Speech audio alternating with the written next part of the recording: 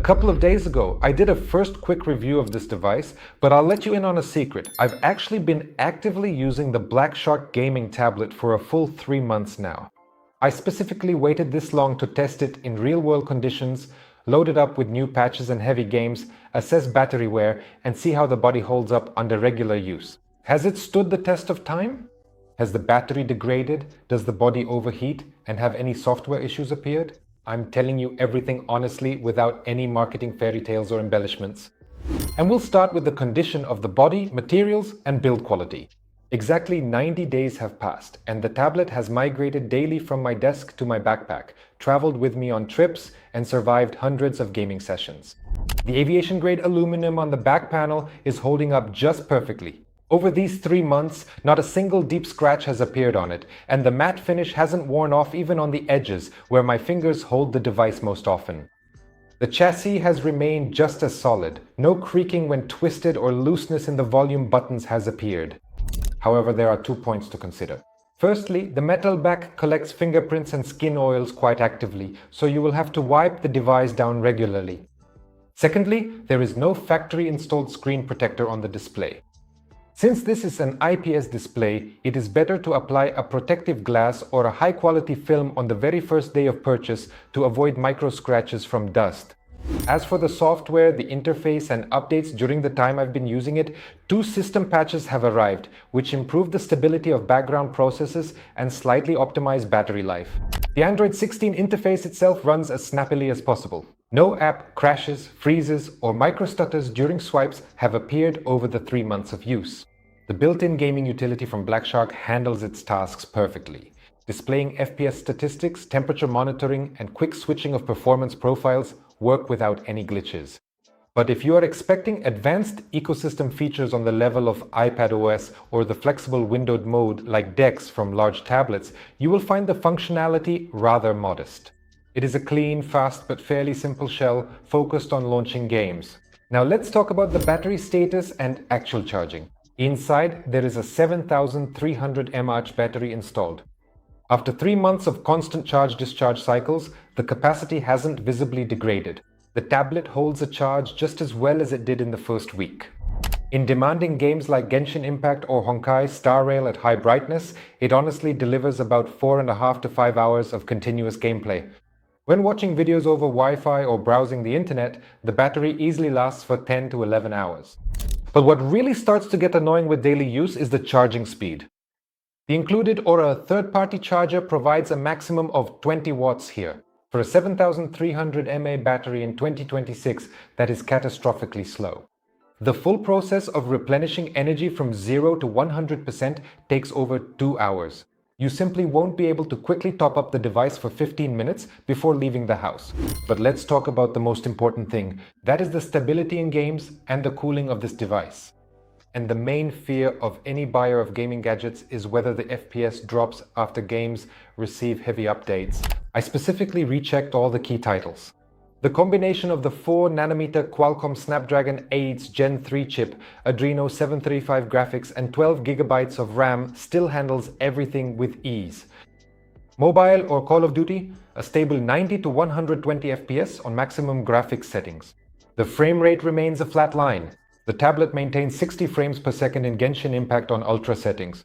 In very heavy combat sequences with a lot of special effects, there are brief drops to 52 or 55 FPS, but they are absolutely not critical. Well, for example, PC and console emulators. Thanks to its powerful graphics core, the tablet runs projects from the Nintendo Switch and previous console generations without any issues. And the main plus is the cooling system with a huge vapor chamber with an area of over 25,000 square millimeters. It really works. After an hour of continuous load, the casing becomes evenly warm in the center, but it doesn't burn your fingers, and there is no significant throttling or clock speed drops. Let's summarize our 3-month experience and highlight 5 joys and 5 disappointments. The first is Flagship performance for reasonable money. Almost 1.9 million points in Antutu guarantees that any game will run without lag. The second is the 144Hz screen with detailed calibration. The 2.5K resolution on an 8.8-inch diagonal provides an ideal pixel density of 343 ppi, and 144 Hz ensures incredible smoothness. The third is the build quality and compactness. The metal body held up for 3 months without a case, and the weight of 332 grams doesn't tire your hands. The fourth is the universal USB Type-C 3.1 port with DisplayPort. The ability to output a 4K image to a TV or monitor and play with gamepads turns the device into a real console. And finally, the fifth point is effective heat dissipation. There is no severe throttling, even during long gaming sessions. But let's talk about the downsides. The first is the very slow charging. Waiting more than 2 hours by an outlet for a gaming gadget is a very long time. The second is the lack of a 3.5 jack. You have to use either Type-C adapters or wireless headphones. The third is that there is no version with a SIM card.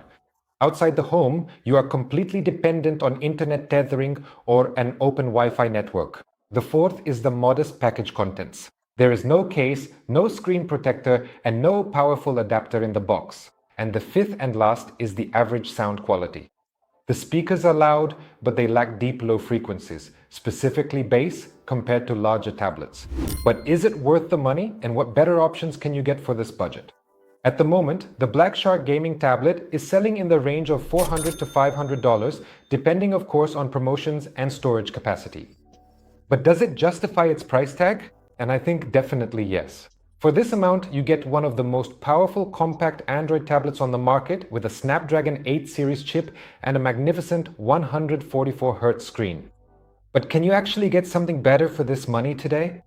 Here, everything depends on your priorities, as the Black Shark has a strong direct competitor.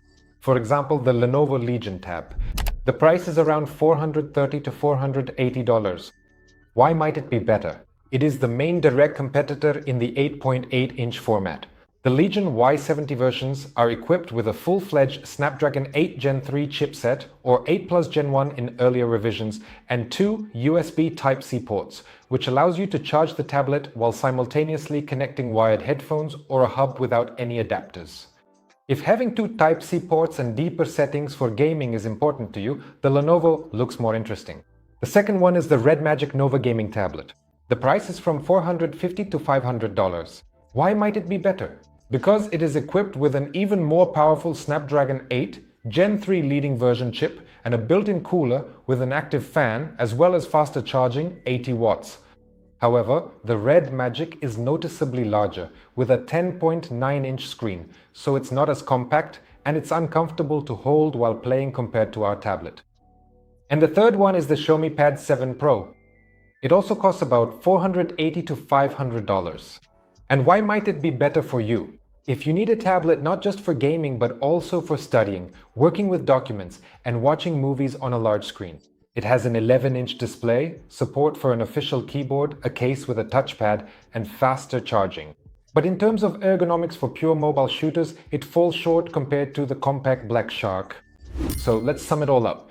If you specifically need a compact 8.8-inch gaming tablet that is comfortable to hold, easy to carry in a small bag, and can occasionally be connected to a TV via a USB hub, the Black Shark gaming tablet remains one of the best and most balanced offers on the market for its $400 to $500.